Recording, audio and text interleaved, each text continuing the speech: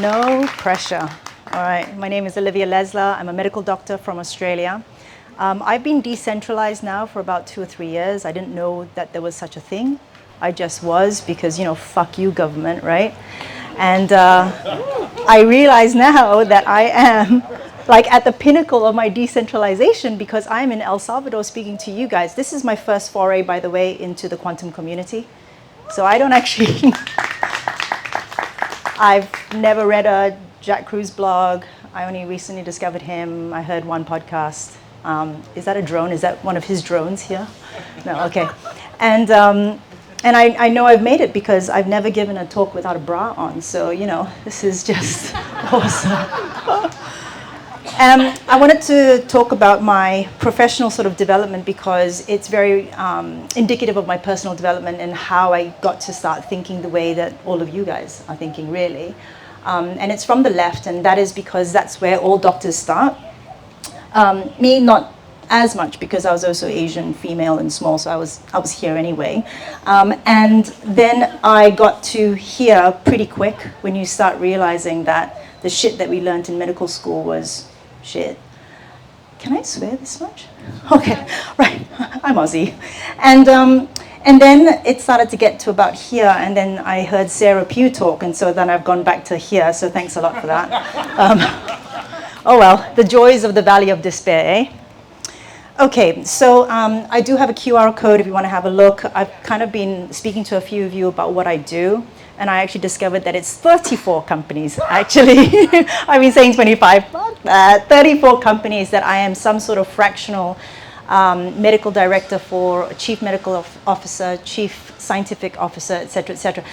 What makes a difference here is actually me thinking about what Sarah was speaking, and I'm clinical. I am a clinical doctor. So this is translatability 101. How do we take the stuff that we are all in love with, and how do we give it and explain it to someone who has got no idea what an EMF is, right? And so that's where clinicians come into play.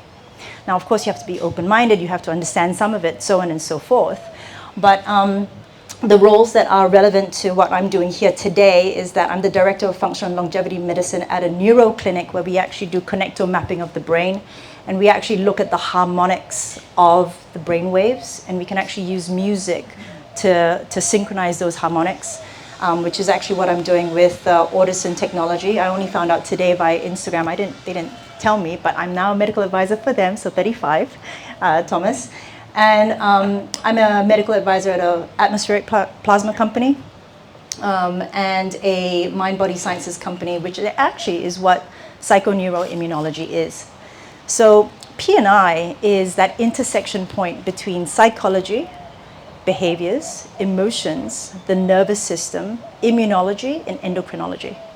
And it's about offering patients and clinicians alike different levers to pull to affect change in the physiology. Now, as much as it's worth saying, of course, that the fundamentals are actually very important. So that's your grounding and your sunlight and your sleep, and dare I say food in this crowd, right? But for every patient that we see, and it's so refreshing to see the doctors that I've spoken to, like Kelsey, for example, and Thomas, like we are meeting patients where they are, right, Rach? We are meeting patients where they are because not every patient can get out into the sun or wants to get out into the sun. There are so many barriers that we have to break down first before those fundamentals are even attained. And so having the option of being able to manipulate the immune system to affect behavior, being able to affect sleep, which then changes emotions, or emotions and how that affects endocrinology or hormones, is incredible. It just gives us more options. So a lot of what I do goes back to one fundamental thing, and I've heard all of you say it at some point in some way, shape, or form, and that's this. The symptoms that we see in our patients and ourselves, these are all just signals from the body. They're communication, it's messages. It's a cry for help. And essentially, our body is looking to increase survivability. That's it. Before your self-fulfillment, before your self-actualization, before any of those fancy things, community and love and children, It's about being able to survive in the environment that you find yourself in.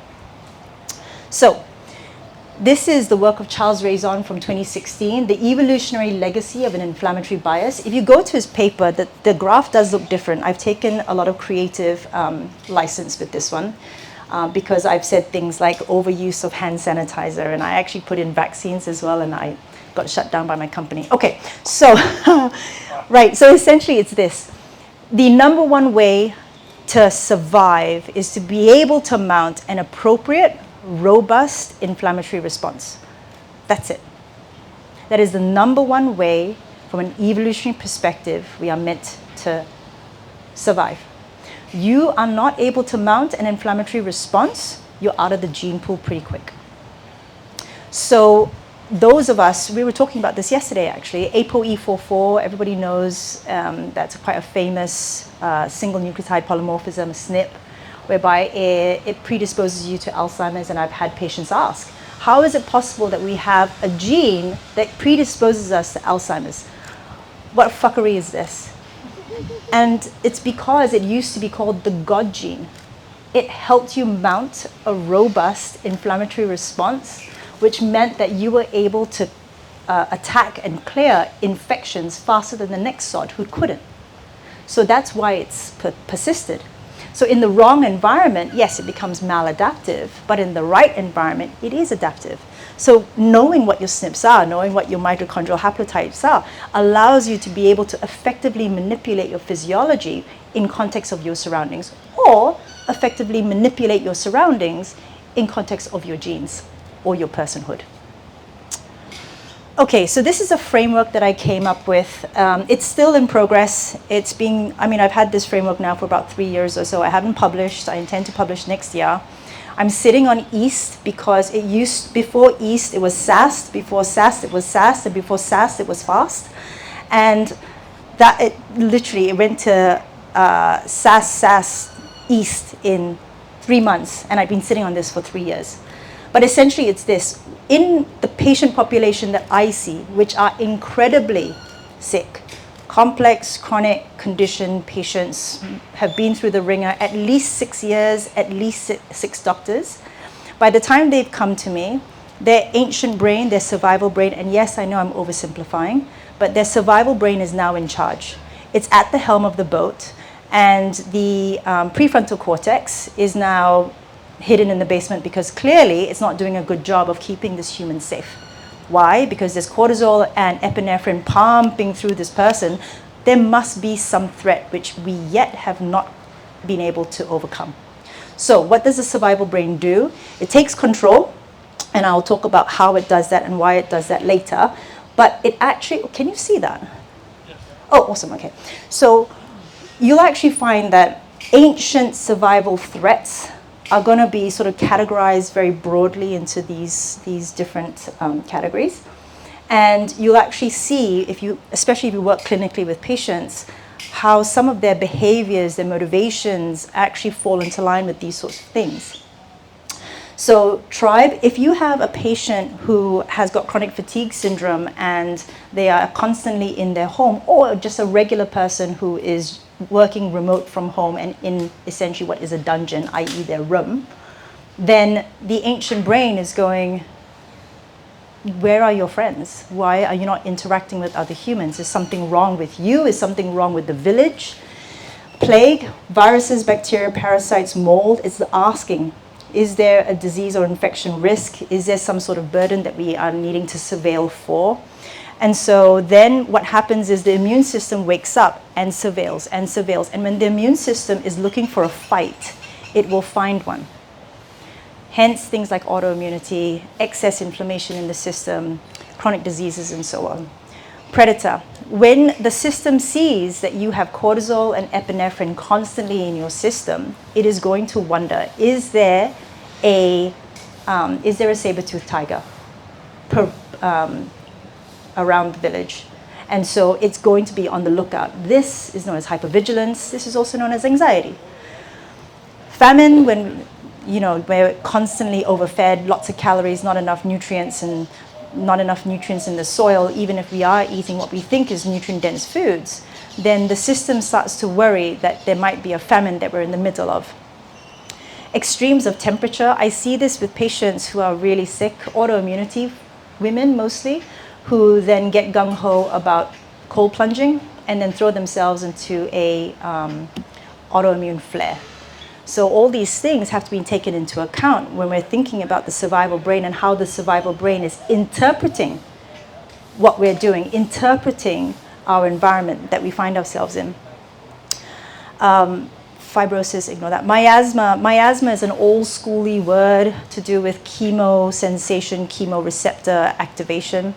And essentially women, more than men, are able to perceive chemicals a little bit better. We can smell things from a further away distance, or we can smell things more acutely, which is why men can never get away with a fart, basically. And a lot of it has got to do with, can we figure out if there's rot? Can we tell the difference between two mushrooms, one that's going to kill you, one that's going to give you a great trip? Can we smell mold? So women tend to be able to better do this, and I'll actually explain the receptors for that. And this one, damage to the 8 senses. So you guys know the 5, obviously. Then you've got the 3, which is extra, that's proprioception, vestibular, and so that is always going to help you figure out where you are in relation to the ground and where all your joints are in relation to each other, because that gives you that minuscule 0.001 second advantage if something is about to attack you, that you can run or you can fight. Because if you are sitting all day, every day in front of your computer, your brain starts to panic because you haven't moved, and so it hasn't been able to engage that proprioceptive and vestibular sense. Interoception is the ability of your brain to know what your body needs. Are you cold? Are you hot? Are you hungry? Those sorts of things. So I see sick patients where there are issues with one or more of these things, and the system responds by running ancient programs. So the network, and this is another framework, the network of threat detection systems is this. You've got these different threat detection systems, which includes the immune system, your mitochondria, your advanced glycation end products. There are loads. This is just a few. And they're constantly checking in with each other. That's coherence. If the threat, or rather the stress, or rather the epinephrine, norepinephrine, and cortisol is coming thick and fast and doesn't stop, these systems actually stop talking to each other. You introduce decoherence into the system. Decoherence in the system means that they start acting unilaterally, and protracted decoherence in the system equals chaos. Those are the sick patients that we see. These are the patients who wind up with sensitivities to food that they didn't have sensitivities to before. These are the patients who get chemical sensitivities to perfumes and all the rest of it, who were fine before. Like headaches, all these weird and wonderful symptoms, that's chaos in the system. So I wanted to talk about some of these systems because they're relevant to what we talk about with regards to light and electromagnetism. Transient receptor potential ion channels are evolutionarily conserved. I love talking about this for 2 reasons. 1, I researched this myself at my university. 2, it's because this is something that a lot of doctors don't know about, and it makes it sound, this whole mind-body medicine thing, more sciencey, and they're more likely to buy in. Because I think that most doctors, you know this anyway in the work that you do, they underestimate the fundamentals. That's the first thing. They also underestimate the psychological aspects and the emotional aspects to things, not realizing that all of this, in some way, shape, or form, is electromagnetism. Their vibrations, their frequencies, their energy. So you have to bring in stuff that they don't understand so that you can then breeze through and they go, okay, hey, you know what, this might be important. So trips, this is what they call trips, are evolutionary conserved right down to nematode worms, all the way up to humans, of course. They are promiscuous, which means that they will actually take in signals from more than one thing. They're taking in information from the outside world as well as the inside world. And how you respond to the activation of a trip is actually going to be based on previous experiences, thresholds which change dynamically, and so on and so forth. So let me see, how many of you guys have some sort of sensitivity, food allergy? Yeah, okay, right. How many of you guys have, oh, no, I shouldn't ask about autoimmune or anything like that. Let's stick with that. Okay, some of you will actually find that sensitivity to heat or cold, sensitivity to heat is actually a TRPV1 activation. TRPA1 activation is also going to give you sensitivity to UV, which is why some of our patients, when they go out into the sun, if their nervous system is very twitchy and their TRIPS threshold for activation is very low, they'll actually wind up with sunlight-induced, and it can be at dawn, sunlight-induced skin sensitivities. You'll scratch them and they get red and angry for ages. So this is because this particular threat detection system, the threshold has been lowered and the activation point is, you look at them sideways and they're going to have issues. I see patients with aquagenic urticaria. Those are people, those are people who get like swollen lips and hives from drinking water. So there are lots of these patients now who, they're all over the place, and that's because of that chaos in the system. So when one of these TRIPS is activated, you'll actually have different responses, and these responses can change over time. In the course of a month for a woman, just based on our cycle, it can be changed with you have a fight with your wife today, and before you know it, these TRIP thresholds lower. So you kind of can't really put your finger on what you're actually sensitive to, because some days you're fine with oranges and the other days you get like itchy lips, for example. Polyvagal theory, who knows polyvagal theory? Awesome, okay, I'm going to be very brief with this then. So essentially it's this, you've got the autonomic nervous system, which is your mostly sympathetic, and that's your fight-flight, parasympathetic, which is rest and digest. It's not an off and on switch. These things are a seesaw, a little bit of sympathetic nervous system activation, and then you've got a little bit of the parasympathetic nervous system going down a little bit.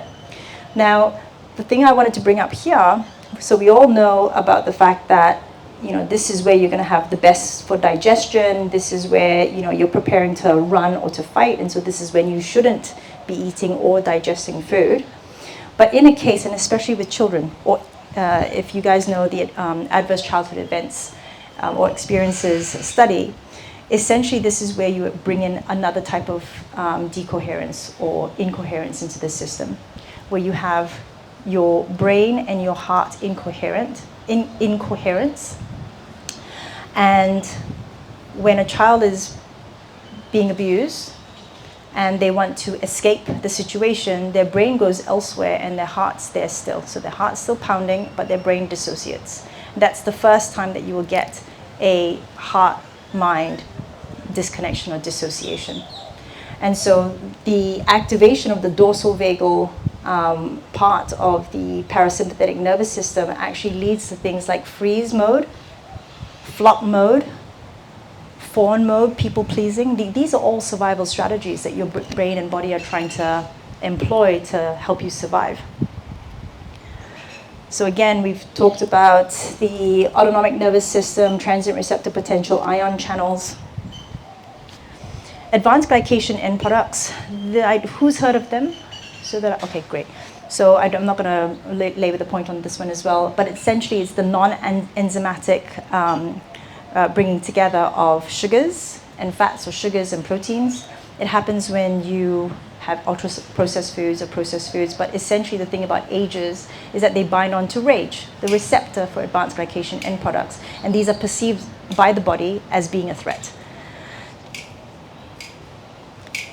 Stress activates lots of different systems, including the hypothalamic pituitary adrenal axis and the sympatho-adrenal medullary system. This is what's going to give you your epinephrine, norepinephrine, and cortisol. So these are part of that threat detection system. We are going to talk about guardian sites now. If your integrity, if your body was going to be breached by a virus, a bacteria, a parasite, it usually comes through a guardian site. So that's something that has got access to the outside world.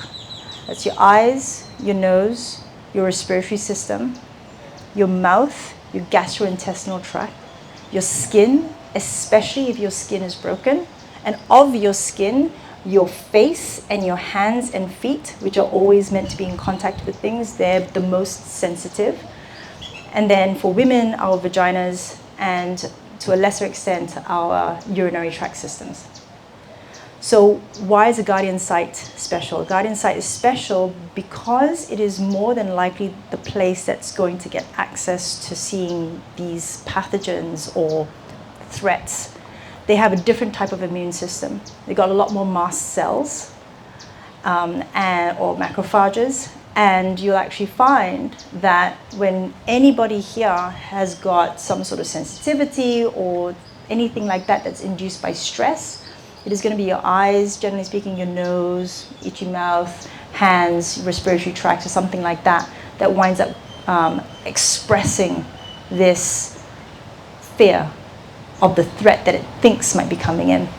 Because the guardian sites don't actually have to see a threat. It just has to think there's a threat coming. There was a really important study that came out a few years ago by Alia Kram from Harvard, and it actually showed that people who had severe peanut allergies, put them in a room, a little bit of powder in the corner of the room, and then you go, oh my God, that's peanut.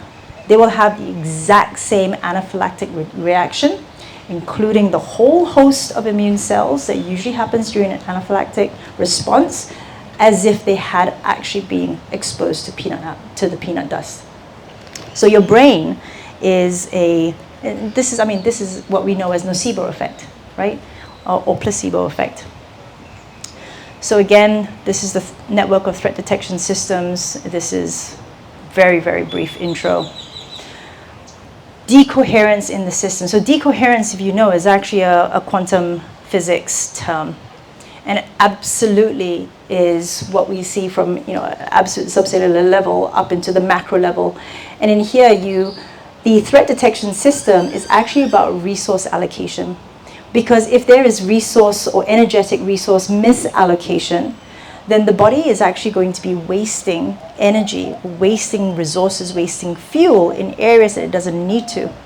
But because the system fears, real or perceived, because the system fears a threat, because of the stress that you're going through, because of the epinephrine and the cortisol, it will keep allocating the system. It will keep allocating resources to the system to help you try and surveil for whatever this mystery threat is. There's feedback loop breakdowns. And so, for example, you get this chronic activation of the HPA axis. Things like regulation, regeneration, that doesn't happen because your body is willing to lose battles in the hope that it wins the war. Signal noise, this is where you have the system mistakenly identifying harmless substances as threats. So these are going to be all the patients who have weird and wonderful chemical sensitivities, food allergies that you never had before. And there's loss of synchrony. So many systems actually tend to work in tandem, and you get this loss of synchrony when you introduce decoherence into the system, when you introduce chaos into the system. The free energy principle is a principle by UCL professor Carl Friston.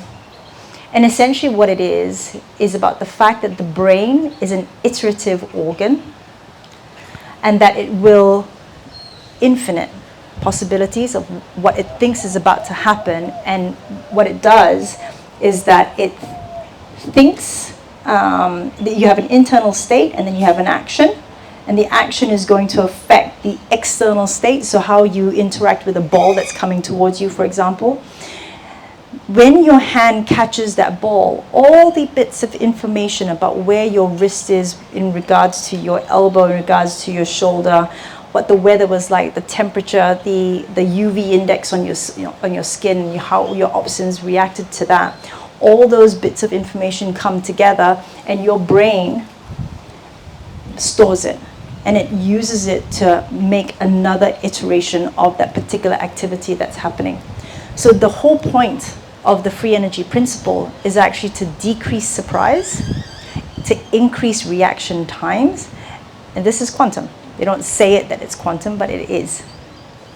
So a lot of what we do in like neuroscience and cognitive neuroscience that we do at the clinic is about trying to explain to patients about how they have control, about how every little thing that they do, getting out into the sun, getting grounding in, and so on and so forth, all these tiny things actually has massive knock-on effects, because the free energy principle basically states that for every time that you do something and you're trying to reintroduce coherence into the system, that's what the system wants. And so it's going to hold on to that information, and then it's going to try and help you redo that action over and over and over again until you resynchronize yourself. So I Trojan horse myself big style, and like to find people like you has been very exciting, because I thought that I was alone, essentially. I hang out a lot with biohackers like Mark and our community in the biohacking community, or functional medicine doctors.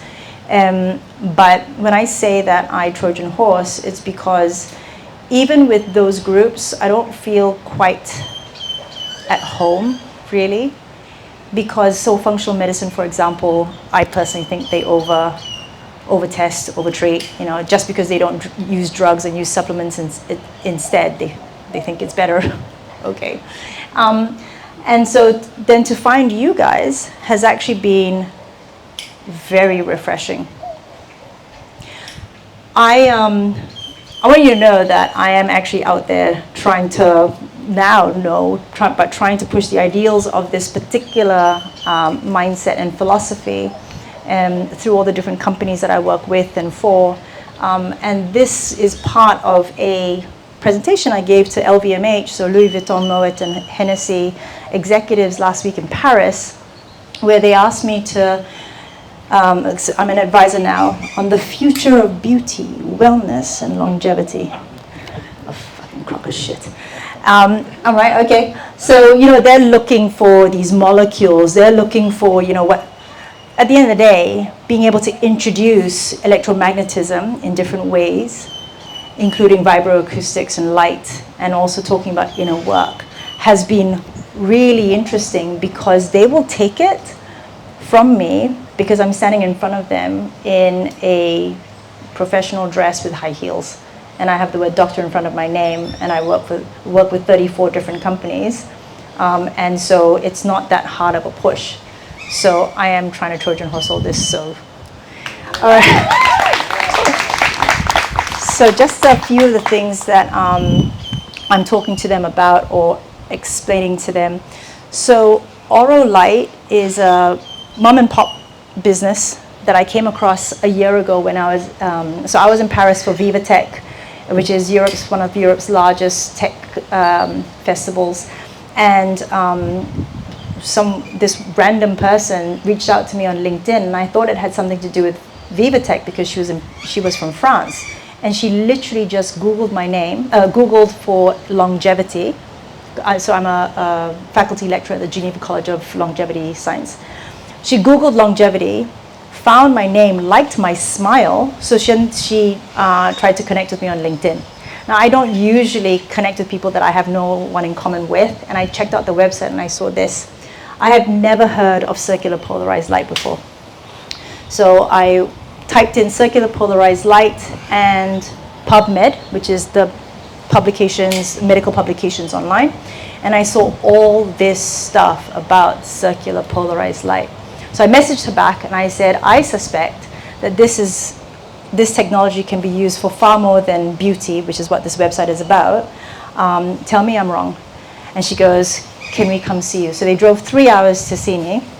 Her husband is a doctor and a homeopath and a traditional Chinese medicine guy. He's been doing it for 30 years. And what he's discovered, and he's done a couple of studies with the University of Paris, is that this is a stylet, and each of these stylets has a monochrome light beam. So it'll be 616 nanometers, for example, or 400, and it actually is just 400.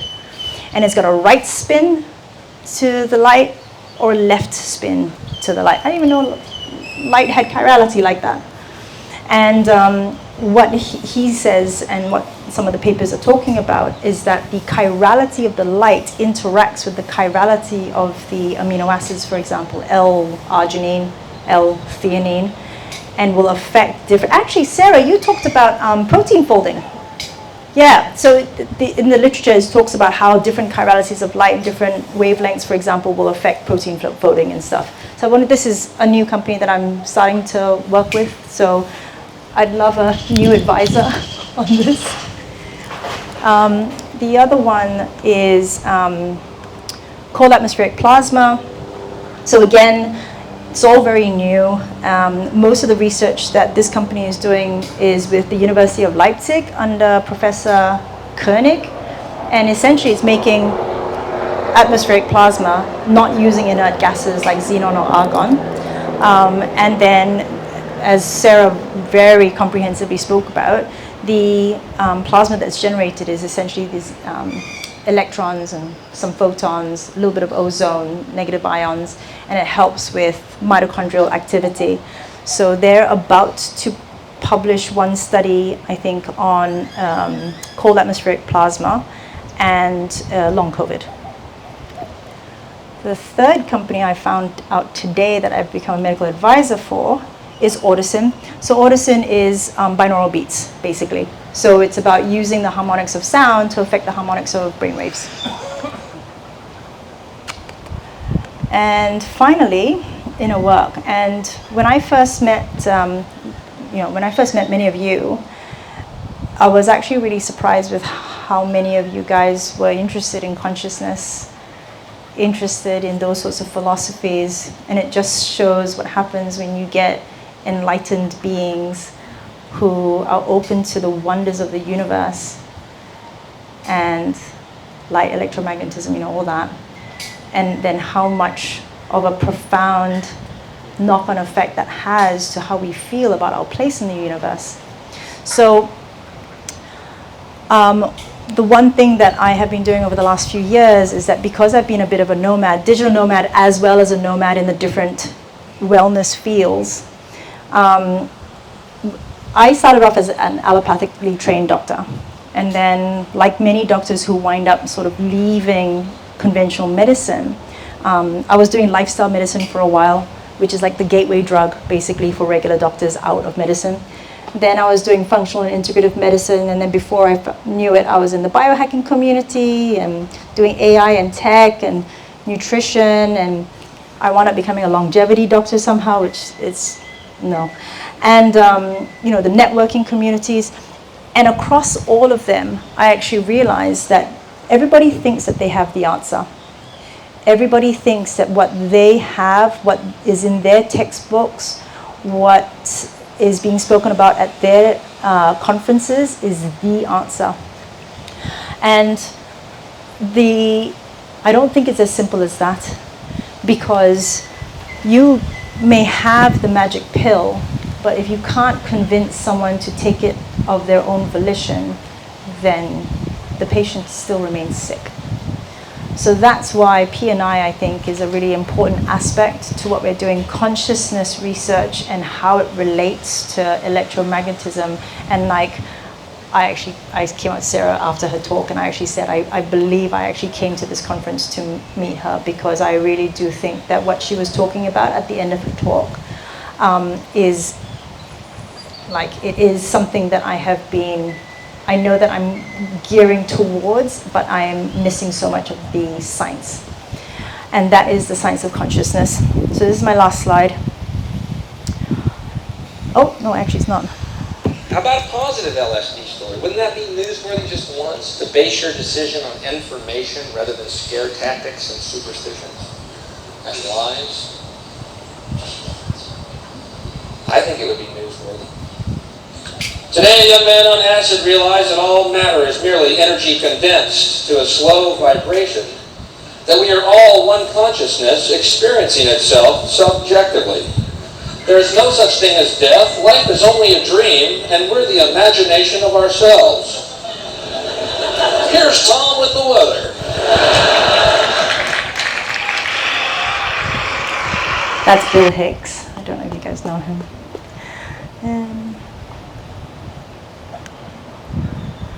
Okay, my last slide.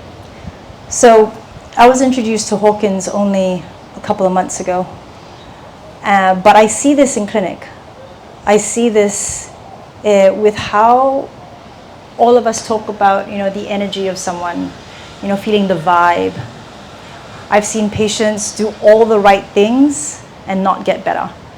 And I've seen patients do all the wrong things and still get better. And so that's why I know that not any one person holds the answer with a capital T, because we keep forgetting about innate human spirit, that drive that can make us conquer anything, the drive that can allow someone to thrive even if they're living in a dungeon. Now, of course, I try not to recommend living in a dungeon, but we have to meet patients where they are. This level of consciousness, I have been seeing it more and more, partly because I'm looking for it, right? Partly because I had a really good trip in January, and ever since then I've been getting downloads from source. But I have to say that when I find myself, here and up, there are more synchronicities in life for sure. That's my personal experience. And I've spoken to a few of you guys, and you are also experiencing these sorts of things. And that's why the inner work thing that I was talking to LVMH about, I'm going to try over the next few months to rework this into a palatable, scientific way that organizations and regular conventional doctors can accept, because we don't want to miss out on the human spirit, right? We've got the light down, we've got the grounding, and we understand these things. We understand about eating in rhythm with the seasons. It's difficult, but it's basic. And these, Kira and Dan, like you guys doing great work, right? I'm not here to reinvent the wheel. So what I'm trying to do in my practice with PNI, psychoneuroimmunology, is trying to also meet people where their spirit is, and me trying to understand for myself, because I'm at the bottom of the Dunning-Kruger curve. I'm trying to understand consciousness, and hopefully with the help of some very esteemed people, especially in this group, I'm going to understand more of it in context of quantum physics. So thank you.